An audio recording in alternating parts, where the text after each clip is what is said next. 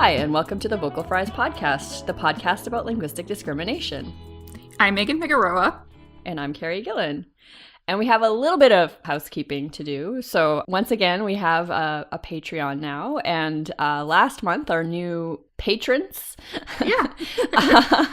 We'd like to thank you individually. So I'm not sure if people want me to use their last names, but I think... So in December, when I first put it up, I didn't say originally that we were going to thank people individually, and so I wasn't sure. But this time, I said it, so hopefully it's okay if I use full names.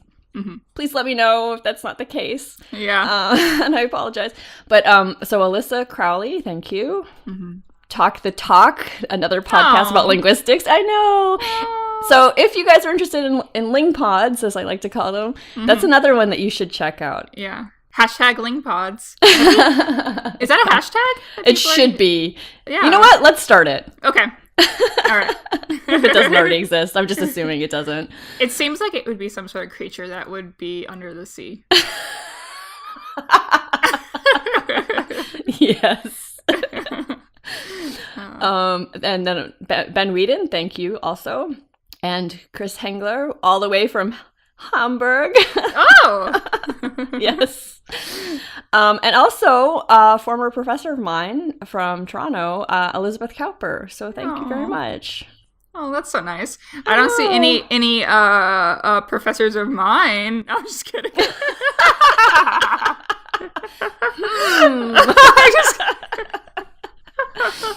funny.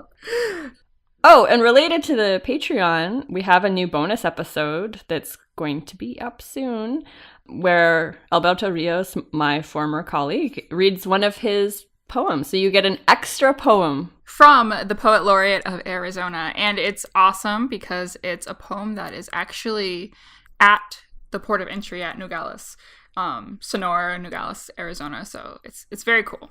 Y'all should really get on the Patreon if you want to hear all these cool bonus eppies. Oh, dear.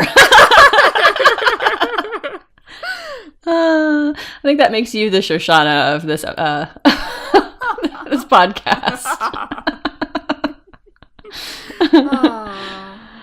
So, before we really begin, I also want to apologize for my voice right now. I don't know if you can tell, but it sounds much deeper to me because yesterday we went to a housewarming party, which was lovely. But it was very loud, so to talk over the music means I'm just a little hoarse. Yeah, your little introverted voice got all tired. I'm not as introverted as I used to be. Yeah. Wait, didn't you see Hamilton yesterday? Yeah, we saw that in the afternoon. Yeah. By the way, BT so Dubs. Gel. It does live up to the hype. Yeah, I was a little jealous. worried because, I mean, there's a lot of times where things don't live up to the hype to me. Mm-hmm. So, like, Wonder Woman, I was like, But this, definitely, I was like, no. It deserves every accolade it's ever gotten. Well, another one that you actually agree lived up to the hype was Black Panther. Mm-hmm. Also amazing. Yeah. I am still thinking about it. Mm-hmm. I love Princess Shuri.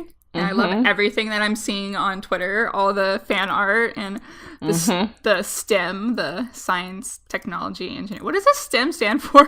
Yeah, you're almost there. Science, technology, engineering, and math. Yeah. Yeah. I was like, I always say that I'm like really into STEM, but do I know what it means? Yeah, no, that's right. It is STEM. Well, now there's also STEAM, which adds the art. Which, yes, I love the arts. It should always be in there. Do we really have math without art? I don't think so. I mean, there's math that I guess it always is kind of arty at some level, but you don't know until you see it visualized some way, I guess, or like unless you're a really good mathematician, you can't see. But yeah, so I really and also Black Panther involves the arts as well. Like, oh my god, that costuming. Oh my god, I know. One of the outfits was like this onesie sort of, or a jumpsuit. And I was like, I wish I could wear that. Right. I know. I'm too practical though. If you can't pee in it. I mean, you could. Yeah, exactly. So, also related to Black Panther, but it's no fault of Black Panther, Niall DeMarco, the very handsome deaf model that is an advocate for the deaf community and for ASL, I would say, right? He was tweeting about how he went to go see Black Panther, but the captioning was just so horrible. It was skipping lines that he had to leave. So it's one of those things where I realized that I have a privilege that I wasn't thinking about. Yeah, and I think, to be clear, it was a technological issue, so it wasn't on the main screen. He had like right. some kind of some piece of tech right. that he stuck into the chair in front of him, I guess. I don't know. Yeah. And that was not functioning very well. So, I mean, the captioning still could have been missing lines if it had been on the screen, but it was, the piece of technology was not working fully. I think that was part of the problem. Mm-hmm. But you're right. Yeah, of course we have this privilege of being able to hear lines. And one of the times that I really noticed that actually it wasn't about being deaf or hard of hearing, but something that's related. So me having a privilege was watching movies with someone who was a second language learner of English, and he really strongly preferred having the captions on, the subtitles on, because he could get more of the English that way. And it hadn't occurred to me that, of course, that would be helpful for someone like that. So it was a similar kind of thing. So he's advocating, I think, for like actual captions on the main screen. Yeah. And I think, bare minimum, why not just have some special screenings where that actually, like, once a day at least? I don't know. Yeah. He wrote something for Teen Vogue, so let's link to that when we have in our Tumblr for this episode. Right. Oh, yes. Gotta make sure we have that. So let's all examine our privilege and also go see Black Panther and enjoy that. Everyone's beautiful in it. Mm-hmm. Just it's eye candy, the entire movie. And I don't mean it by just the people. I mean, like, it's such a beautiful movie. Mm-hmm. It really is. Oh yeah, and there's also one language related thing to talk about with Black Panther, and that's the use of Xhosa. I don't know. That's not how you pronounce it, but it's a language that actually is spoken in South Africa. Mm-hmm. So some people don't like that because Wakanda is in the central part of Africa, and so some people were complaining about that. But I'm like, well, it's a fictional country, so they can have whatever language they want, and it's kind of nice to hear that language being spoken. So. Yeah. All right. So today we are talking to Itxaso Rodríguez-Ordóñez about Basque, which, again, another week where Megan learns everything that she didn't know. It's getting kind of embarrassing, Carrie. Well, I mean, you had a lot less to learn about Chicano English than I did. Oh, I really appreciate that bone you just threw to me. All right, should we get into it? Yes, let's get into it.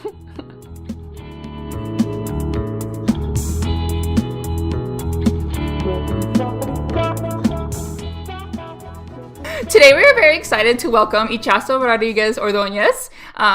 She is an assistant professor of Spanish and linguistics at Southern Illinois University Carbondale. She received her PhD in Hispanic linguistics at the University of Illinois at Urbana-Champaign in 2016. Her research focuses on context situations. She incorporates linguistic attitudes and ideologies to explain contact-induced change. Most of her work pertains to the Basque Spanish context situation in Spain. More recently, she has also focused on contact effects in the linguistic landscapes of Spanish and English in Pilsen, Chicago. Welcome, Itxaso. Thank you so much. It's so nice to be here. Hi. So I guess we'll just begin with Basque because I'm assuming many of our listeners do not know what Basque even is. Yeah. Yeah. So first of all, I would like to say that I'm very excited to be here, especially to talk about one of my mother tongues with which I identify very, very closely. So talking about Basque for me is always excitement and pleasure. So what is Basque? Well, Basque is an isolated language spoken in the north of Spain and south of France. And the reason why it's considered an isolate is because we still don't know whether it belongs to any other families, meaning that we don't have evidence that there is any genetic relationship with other languages in the world. So they've done lots of research about, why is it Basque so different from other languages in Europe? Does it connect to Hungarian, which is also different in many ways? And the answer is no. So for now, we actually don't know necessarily where we come from. Well, that's what people seem to say. Others suggest that we're actually one of the first settlers of Europe. Obviously, this kind of hypothesis has had a huge impact on how Basque people identify as well. Whether they claim themselves to be from there, how authentic we are, how old we are, how much we belong there, and stuff like that. So that's what Basque is. And Basque is spoken by about 700,000 people. And it is spoken both in the Spanish side and in the French side, although there are more speakers in the Spanish side because it's a little bit bigger. The territory is a little bit bigger, but Basque was spoken in a bigger territory than what is spoken right now.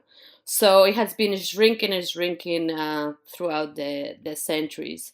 So one of the interesting characteristics about Basque that make it different, maybe per se, with other European languages has to do with the word order. So we tend to say, if I want to say that I saw somebody, right, we want to say somebody saw, so we put the verb at the very end. And this has been something that Basque people try to also exoticize as something unique about languages. But then when we look at different languages in the world, we notice that this word order pattern is actually more common than we think. So then Basque people said, so we are not as unique as we thought. Okay.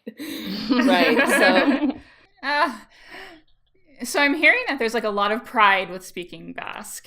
Absolutely. So it's actually, so I grew up speaking Basque at home and also Spanish. And it was actually a way of identifying yourself as an authentic member of the community.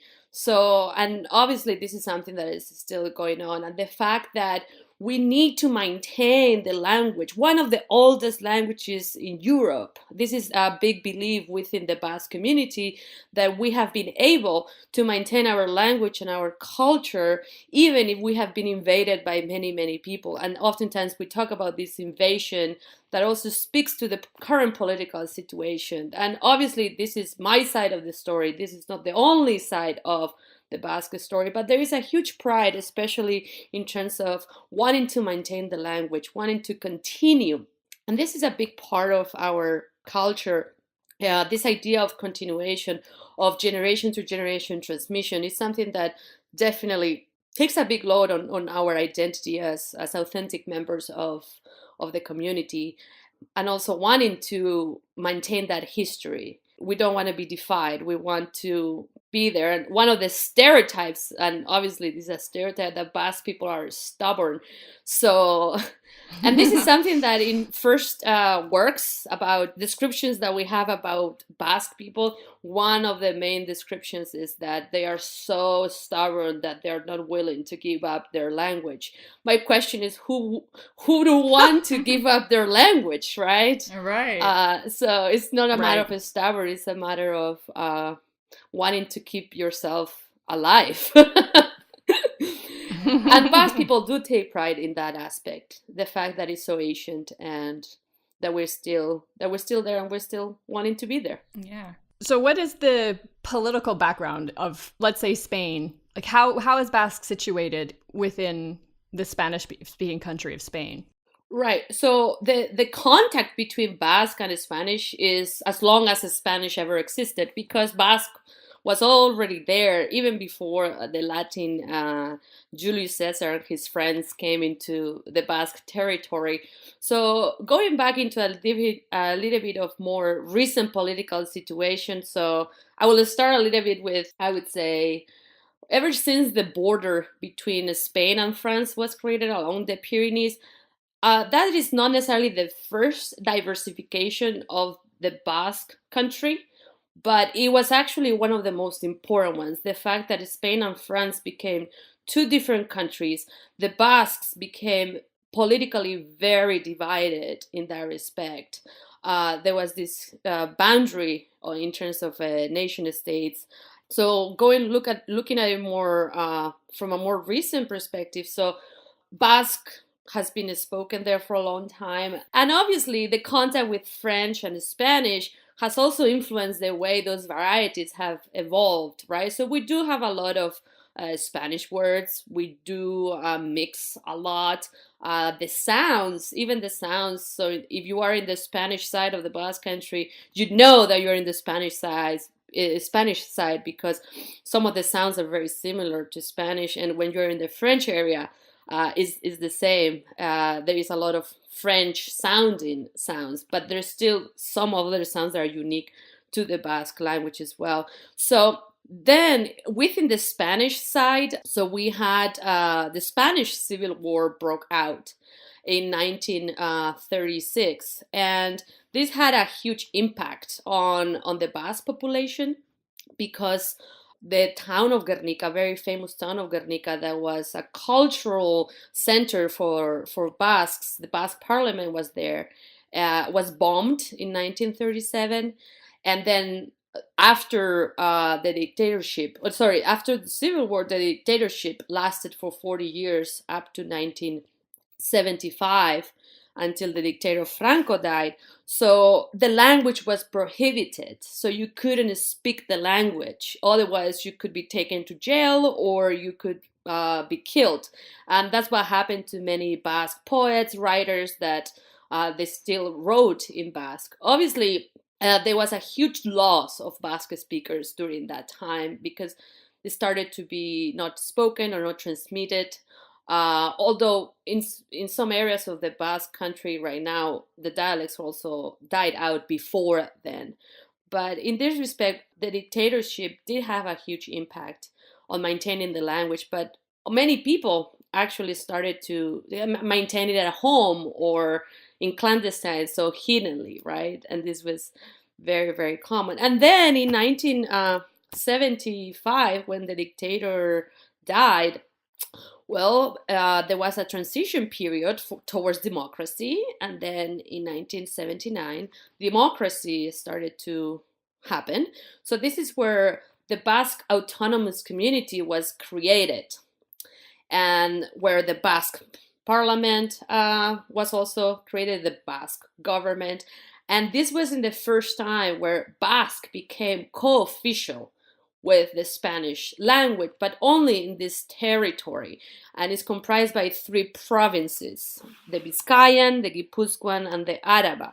And this is where most speakers of Basque are located today as well, especially in the Biscayan and the Guipuzcoan region. And so later on, after Basque became co-official in the Basque Autonomous Community, this was part of the constitution. And later on, so my parents moved to a very Basque-speaking region, which is a semi-rural area. It's called Guernica. This is where the bombing occurred. And this is where I was born, and this is where my sister was also born. And we spoke Basque at home. My parents would only speak to us in Basque, but they would speak to us the standard variety. So supposedly I am a native speaker of Standard Basque, but right now I have to admit that I don't speak Standard Basque fluently. I can read and write in Standard Basque, but I cannot fluently speak it. there is always some influence of my regional dialects, because Guernica did have a variety there before the standardization of Basque. So this is just a little bit of the background. I mean, I think I could go on or no, but yeah. That was perfect. Thank you. Is anyone monolingual in Basque? Actually, not that we know of. So maybe there are a couple or a handful of speakers in very isolated areas, but it's very, very, very hard to find a monolingual speaker of Basque. And even if they say that they're monolingual, they probably understand some Spanish or French. So I do have friends that have told me that, oh my goodness, my grandma, I don't think she doesn't speak a word of Spanish. This is in the Navarre Mountains, in very isolated areas. And I said, are you sure she doesn't know any Spanish? I said, well, she doesn't speak a word. She would never respond to you in Spanish. And I asked her, do you think she understands? And she says, well, I don't know. Maybe she pretends not to understand it, right?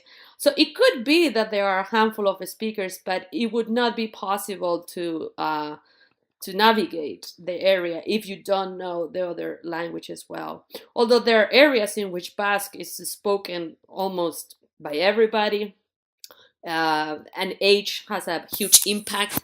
Right, there are some zones in which are considered more bilingual than others, and this has to do with the regions where Basque was already spoken before the standardization. Those areas maintain a quite high degree of bilingualism with Spanish or with French, but in more urban areas, even if the presence of Basque has increased, compared to other rural regions, is spoken by less people. Absolutely. So I never met a monolingual speaker of Basque. I would love to if there are any, but I doubt that if there is any, there will be in very remote areas. I wonder if this hypothetical grandma who says that she doesn't speak any Spanish, is it because of pride? Is there a tension between Basque and Spanish? Yes. Oh, absolutely. There is tension between the Spanish and Basque, or at least historically there has been some tension between the Spanish and Basque. Also, there's tensions within different varieties of Basque or different types of speakers of Basque. So it could be that this hypothetical grandma is hostile for all the for the war that she probably had to endure. The fact that she probably had family members killed. She probably had to fight for her survival. So this is also a way to show that she's not ready to submit herself to such a horrendous cultural genocide, right? So it could be contributing to her pride. It could be contributing to who she is now because of the historical events in her life, right? Yeah. Yeah, can I ask a question about so the situation of Basque in France versus the situation of Basque in Spain? Is there a difference? Is it the same? Right. Yes. There are some similarities and some differences. The major difference is that Basque is not official with French. So the French Constitution only takes French as the official language of the state. French is the language of France, right? And that has had an impact because in the French Basque Country, language shift has gone more rapidly, meaning that more and more speakers have shifted to the dominant language in French a lot faster than they did in the Spanish area.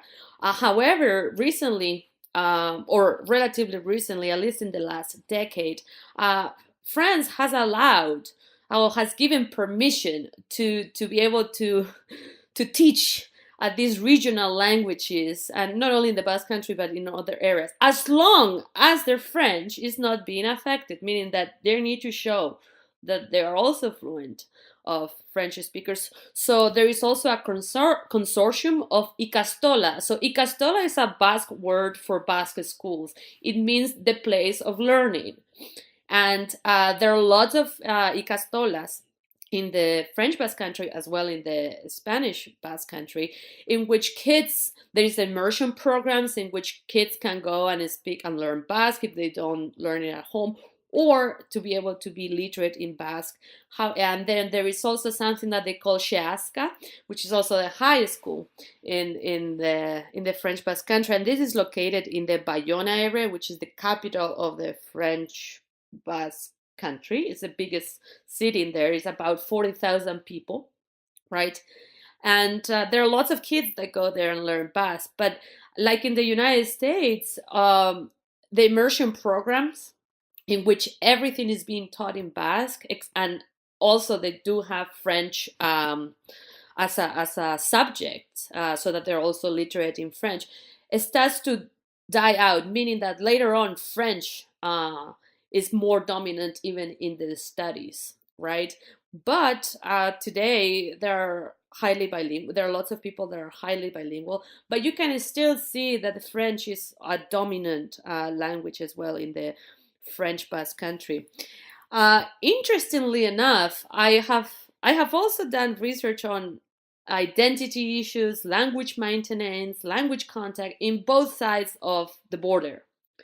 So one of the things that I noticed when I was there in the French Basque Country, in the Bayonne area, is that young people, there is a huge movement of young people wanting to maintain their language, right? They speak it, they celebrate it. There are lots of activism. There are radio stations, right?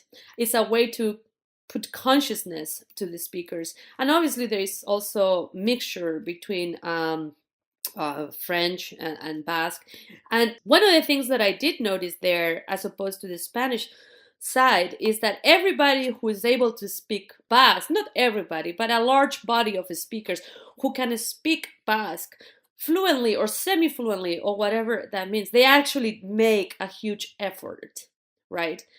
This is different from other urban areas in the Spanish side of the Basque Country, in the sense that in Bilbao, young people, especially if you're younger than 25 or even 30, it's very likely that you learned Basque in school through immersion programs. But then that language is not being transmitted to the streets. So this is something that we call reversal language shift. Whereas before the standardization, Basque was the language of the home. Now, for many urban areas in the Spanish Basque Country, Basque is the language of the schooling. Mm-hmm. And then they would go home and they would speak Spanish, maybe because their parents don't speak the Spanish. So there is a notorious change in how Basque is being used and how it's being transmitted. And that has an impact on the transmission and the I would say the vitality of the language. So I even interviewed young Basque French speakers and who actually wanted to go study abroad in the Basque Country. This is actually hilarious because they're going to study abroad in their own Basque-speaking territory, but it's abroad because the countries divide, the borders divide us, right? And he was telling me how disappointed he was when he was studying in Bilbao for a year. That one of the reasons why he wanted to go there is because he wanted to have the education in Basque. He was studying engineering, and he wanted to be able to study engineering in Basque. And when he was there, he said, yes, all classes were in Basque. But he was surprised to find out that there are lots of young people of his age that they actually use more Spanish in their daily life interactions. And he was very disappointed and sad to see that. So one of the questions is, why do we see these divergent patterns, right? And I would say that one of the reasons that I have in mind is that I feel that in the French Basque Country, they probably feel more oppressed because their language, the Basque language, doesn't have at least any, it's recognized as existing, but it's not necessarily being guaranteed by the government, meaning that they have to work really hard to be able to have it in the schools. Whereas in the Spanish side of the Basque Country, this is given to us.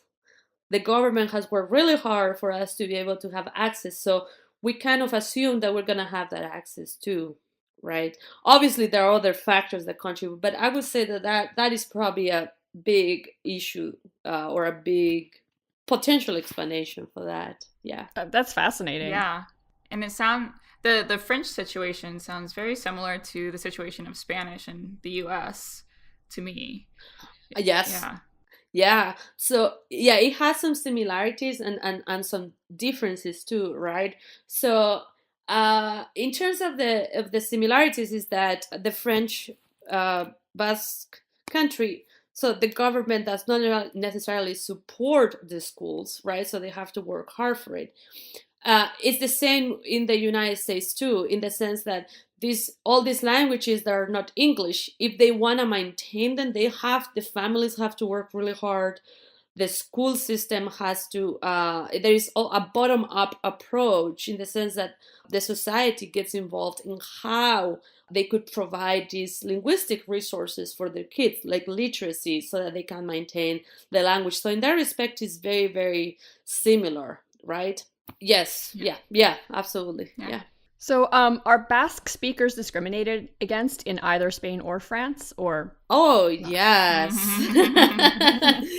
Well, we can start even with the Constitution itself, right? And obviously, I don't think everybody would agree with me with what I'm saying right now, but so one of the beliefs is that, oh yes, Basque now is being acknowledged by the Spanish government because Article 2 of the Constitution says that Basque is also co-official with Spanish.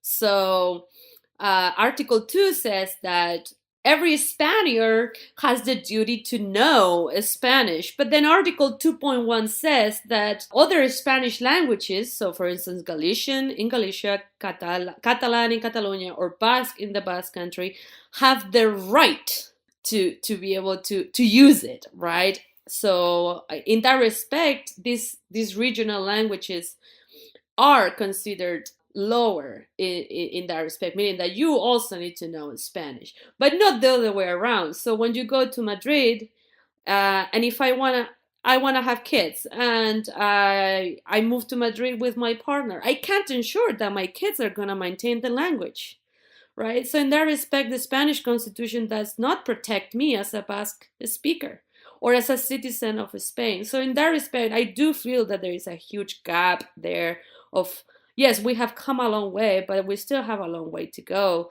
So also in terms of nationalism, so there is oftentimes a belief that the only nationalist regions are the ones that speak another language other than Spanish. But there is also Spanish nationalism, right? And this also has to do with power issues in the sense that nobody questions the knowledge of Spanish, but everybody keeps asking you, so, but why do you speak Basque? And I said, well, why do you speak Spanish? Yeah. Yep. Right? So then other types of discrimination also have to do with politics. So language and politics have been very entrenched in the Basque country and in Spain. So when terrorism in the Basque country and in Spain was at its peak by ETA, terrorist group, so oftentimes when these people were being convicted, they had the right to have a hearing or a trial that was in Basque, but that right was not given to them, right? So in that respect, we do have some issues of language discrimination. And obviously, acts of terrorism are the most punishable ones in Spain. And language has had an impact in how those people are also being treated. There was also a law passed in the 90s, and this is when the peak of terrorism was there, in which Basque, so members of ETA would be taken to jails farther away from their families in the Basque country. And when families would go and visit them, many were Spanish speakers only, but many also were Basque speakers. And the language of the home was always Basque. So many Basque families would go and visit their relatives who were in prison. And the Spanish policemen would not allow them to speak Basque so that they could understand what they're talking about. So I do have, it was, so my dad is a school teacher and he's about to retire in actually next week because today is his birthday. Well, congratulations to your dad. Yeah. And so he taught Basque, even if he's not a native speaker of Basque. He was a Basque teacher in a small school where Basque is spoken by 95% of the population there.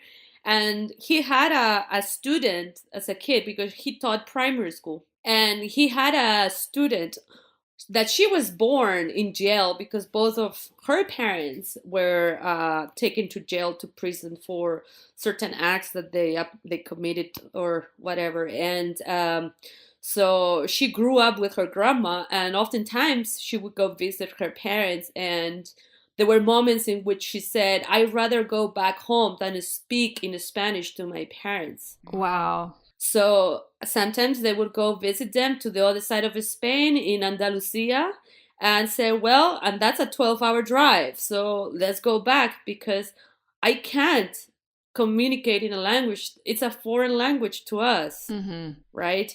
That doesn't mean that we hate Spanish, but it's the language of love, and we are being not allowed to use it. So there has been issues of discrimination at that level. Absolutely. That reminds me, just very recently, there was a man who speaks Hawaiian and English, because of course everyone also speaks English in Hawaii, but he speaks both Hawaiian and English, and one of the official languages of Hawaii is Hawaiian.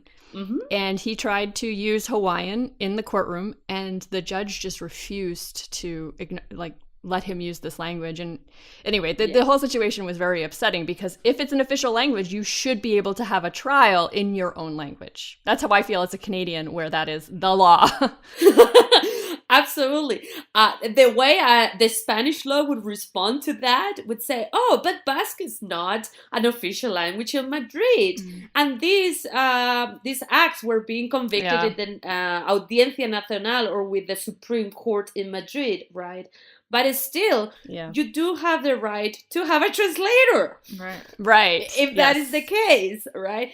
You should have the right to express yourself in any language that you feel comfortable with, because you're being convicted. So, right. Yeah. I mean... Yeah, if there's any time when you should have your right to your language, it's definitely in a trial, because the heavy hammer of the law, right, you need to be protected. Absolutely. And I have examples myself.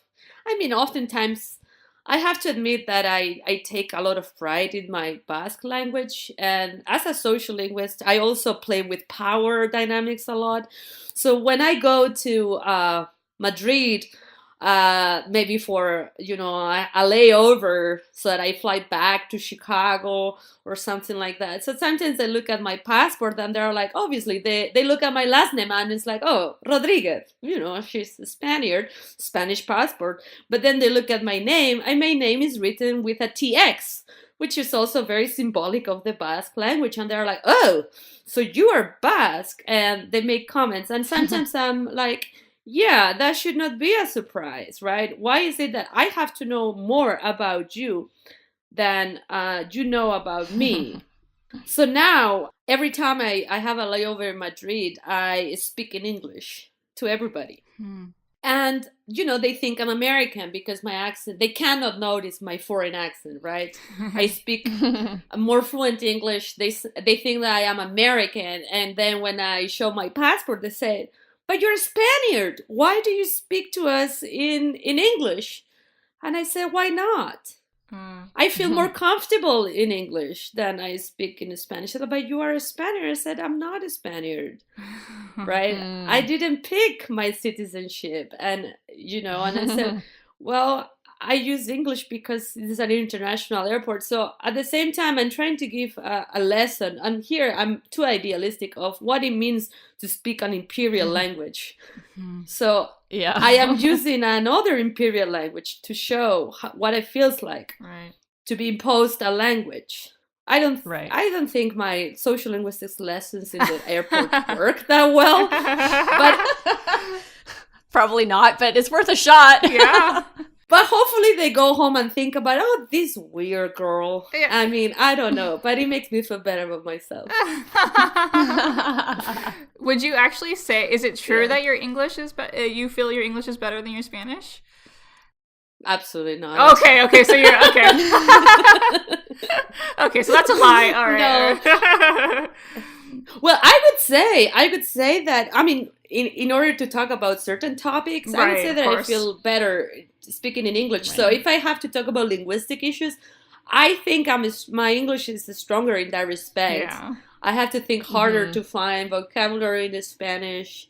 And so in that respect, I do think. Yeah. And I also sometimes I forget words in the Spanish as well. And then I'm thinking, am I losing my Spanish? Mm. But then it activates very quickly. But it is not uncommon to forget certain words. Yeah, so that's definitely something multilingual people worry about, right? Mm-hmm. Am I losing X or Yeah. am I losing, yeah. It's part of your identity, right? Yeah. It's so I wonder, how do you identify when you think of all the languages you speak and such? I feel Basque. Mm-hmm. I feel very Basque. However, I feel very conflicted because I don't use Basque very often because I don't have anybody around me to speak it with. Mm-hmm. So at the same time, I have to admit that I have developed an identity of an English speaker too, Mm-hmm. right? Also because my most immediate loving person is an English speaker, right? So I speak English with my partner. Mm-hmm. And but at the same time, I feel very Basque, and the more farther away I am, and the longer I remain in this country, in the United States, I feel more Basque actually, and I'm starting to realize that I'm becoming part of a diaspora myself. Mhm. Yeah. Which is something that it's very common after you leave home for a long time, right? Although I still have strong ties with my homeland, right? And then those issues of discrimination also transcend into the host country. So interestingly enough, so my father still feels very discriminated against in the hometown that I grew up in. For instance, he's the result of a big migration of monolingual Spanish speakers from Spain into the Basque Country that happened in the 60s. So my grandfather moved to the Basque Country, to Bilbao, to the big city of Bilbao, for work. And my dad was 10 years old or so when he moved there. And then he learned Basque, but he learned a standard Basque. And then he moved with my mom to this small town, Guernica, that has a large population of Spanish migrants, but at the same time, very, very Basque-rooted culture and a regional dialect. So oftentimes they would comment on his Basque, that people would say, oh, it's interesting to see a Spaniard speak Basque, right? But at the same time, your Basque is different from us.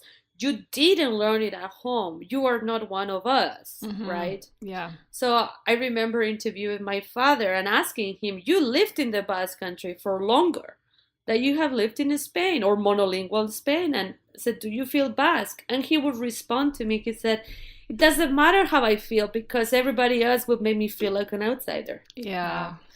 And that was very tough to hear because my parents did everything they could. First, they have been big proponents of revitalization of the Basque language. They have played a huge role, people like them. And there are lots of people that praise them for that. But my dad still doesn't feel that he belongs there, mainly because of his ethnicity or because the way he also speaks. And then I asked him, how do you compensate for that? What have you done? Have you tried hard? And he said, oh, absolutely. So for him, being Basque is what we in social linguistics call doing Basque, because identity is a constant process of working towards it. We're constantly practicing our identities, whether they're conscious or unconscious. And my dad has been very conscious about it. He always wanted to construct his Basqueness through different practices. So, for instance, he goes to lots of Basque ritualistic events. He volunteers for teaching Basque to other immigrants. He also engages there is a cycling club, and cycling also has a strong connection with Basque identity. So he's invested in capturing kids to do sports that are connected with the Basque country and mountains and those kind of things.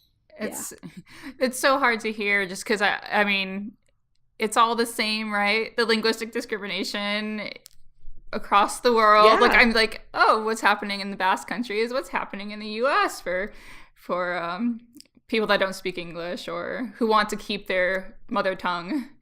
Yeah, absolutely. And we see that these patterns of discrimination, there's a lot of similarities. And it has to do with issues of power, but how those power relations are being established obviously has the consequences come from the historical events as well, right?